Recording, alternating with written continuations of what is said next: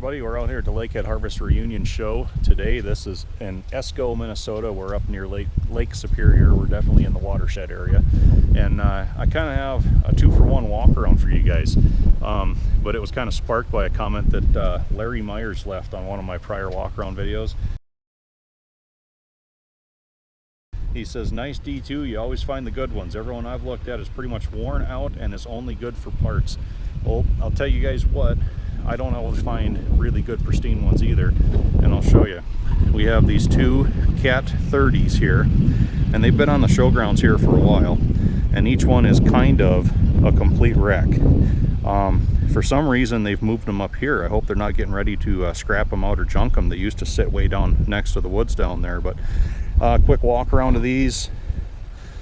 I only found a serial number on one. This one here is a PS 12,734. So the P means it was built in Peoria, Illinois. If it was just an S, it would have been built in San Leandro, California. But this is a Peoria built 12,000 series, so that puts it right about a 1930 model year. And like I say, this one here, pretty much it's twin with a few minor differences, but I can't find a number on that one at all. This one looks like it used to have a blade at one time. Some old, looks like very homemade brackets here. Lots of ugly welds. The old large style hydraulic cylinders. Of course the blade is long gone. Still has the fender mounted fuel tank right here. Rails are starting to get a little thin on this one. Idlers don't look horrible. Looks like we have some bearing wear because we have a greater gap right here than right there, so the whole thing has been set back on the shaft a bit. Recoil springs don't look horrible. Top carrier rollers, again, not horrible. Rollers and stands are both in place.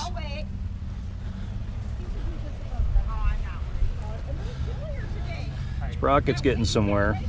We're starting to get some rounded tips on them. And for some reason all the bolts have been taken out of this one, so I don't know if that's the only way they got the thing to turn, if it's all locked up in the final drive or what.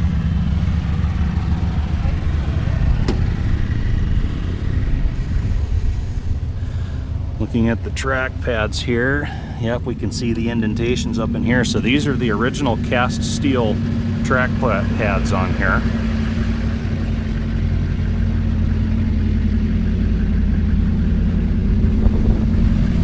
Ensign carb still in place. Intake manifold doesn't look horrible. Still has the old Caterpillar Tractor Company tag on there. Vortex tag on the air cleaner. Sorry, Vortox, T-O-X. Still have the service daily tag on the breather for the crankcase. This one's neat because it has the remnants of an old cold weather package set up on. That's what these large cast iron radiator surrounds are here.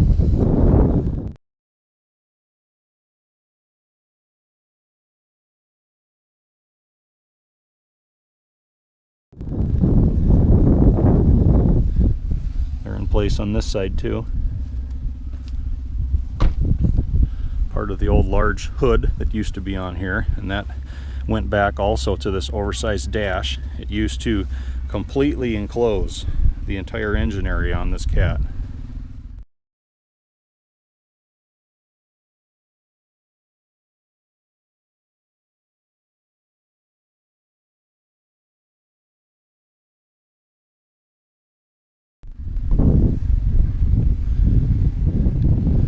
Got the old wavy Caterpillar script on top of the radiator. Radiator guard's been beat in, and it looks like we've had some sticks or some things that went through and got into the core at one time. Hand crank's been broken off, brazed back on. You probably ran it into a log or a stump or a rock or something. Anything's possible in this country. They used these things pretty hard back in the day. It says an interesting mesh fan shroud on that you don't usually see. I'll reference it to this one. This is more just the open style that you usually have on these, but kind of interesting. another interesting feature on this thing. These cast iron cold weather package side brackets look really good yet. I don't see any chunks knocked out of them or anything. Drive shaft comes back from the front cover area. They had something that was gear driven off of here, maybe a hydraulic pump at one time that fed all of their kind of their Rube Goldberg hydraulic parts. I don't know, but water pump right here has little branch tubes that go to the jugs. And then the magneto base, they have an International Harvester Company mag on this one. I'm guessing it might have had an Eisman originally because we have the old Eisman ignition switch there yet. Old amp gauge, old oil pressure gauge. This must have been like a surge tank, hydraulic tank. Looks like it used to be an old air tank, but they turned it into a fluid reservoir. Throttle linkage come disconnected from the rod. Brake pedals on this one don't show a lot of wear though. That one still moves. That one's locked up. We got some steering clutch action going on that one. That one will move. The rest of these have too much debris on them to try.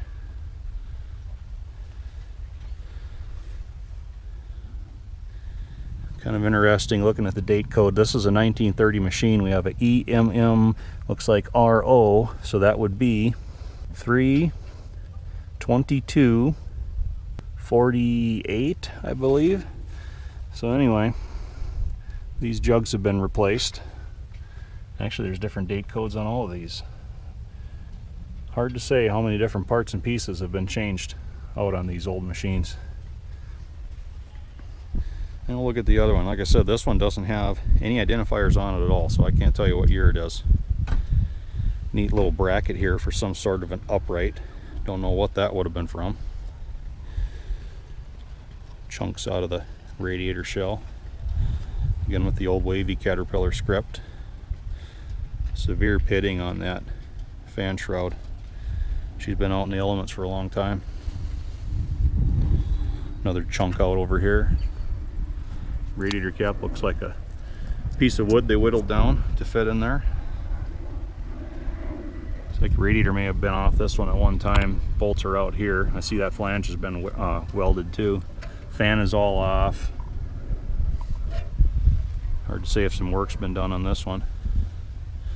Water pump, that's been broken at one time. We're welded all around there. Mag's gone. Take a look at the tracks here. Okay, so this has the more modern style. They're not so much the cast steel pads as that one over there. These were the kind of the hardened steel pads here. So they may have been replaced.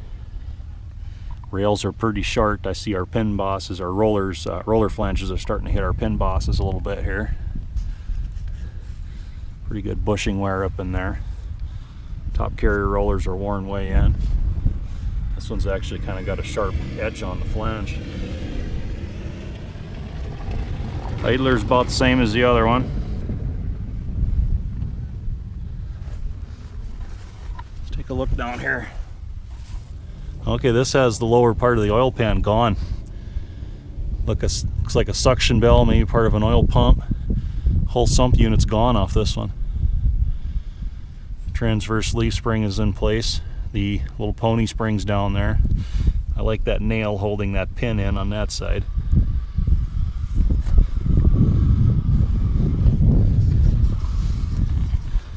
Track rollers are worn way in. This one's seen a lot of use, a lot of hours in this old girl. Sprocket's not bad here. At least this one's bolted on, huh? The other one had the bolts removed. Looks like we had some push points welded on for some sort of blade again at one time.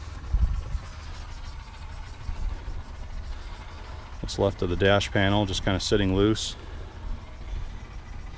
I don't think much of anything moves on this one. Now that lever moves a little bit. Not much behind it. Seat's gone. I don't know if you can see it. We can just barely see some old Caterpillar script lettering here on the hood. So this one was painted yellow at one time.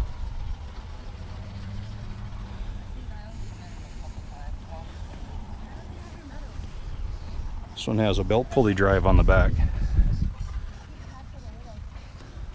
Here's our instruction tag. Oiling instructions, stationary drive. Important.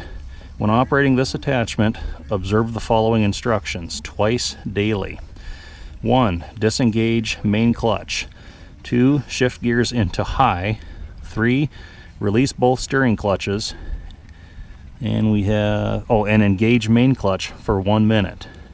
Do not let go of steering clutch levers until main clutch has been disengaged. So I'm not sure how they expect you to do that, because if you're going to hold both, well, you're going to disengage the main clutch, hold both steering clutch levers back, put it in high, re-engage the main clutch, but keep both steering clutch levers pulled back. You've kind of needed 3 to 4 arms and 2 feet to carry out that operation.